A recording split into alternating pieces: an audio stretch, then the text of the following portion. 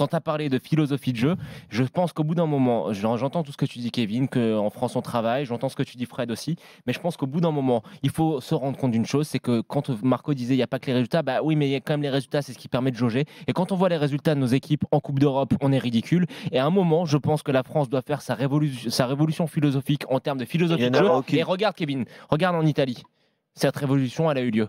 Tous les entraîneurs dont on vante les mérites maintenant, les De Zerbi, etc. Il y a eu une génération d'entraîneurs complète. Il n'y a pas juste De Zerbi. De Zerbi, c'est la figure de proue. Mais Johan Crochet nous en parlait. Tu as une dizaine d'entraîneurs en Italie qui sont catégorisés d'un petit peu entraîneurs, la nouvelle vague d'entraîneurs, et qui sont très compétents et très différents. Tu as raison.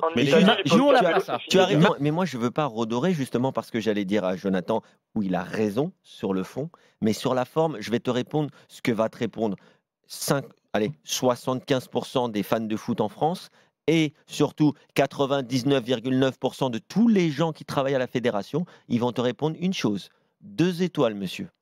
Ah, mais ça suffit pas, ça. Mais je te dis, pour eux, ça suffit. Et ça s'appelle l'arbre qui cache la grande forêt, ouais, parce que des joueurs formés une Coupe d'Europe quasiment. On a gagné une Coupe d'Europe. Non, mais ça les intéresse pas. Arrête, Griezmann, il est formé où? Pogba, il est formé où? Pogba, il est post-formé à l'étranger. Allez, les gars, stop.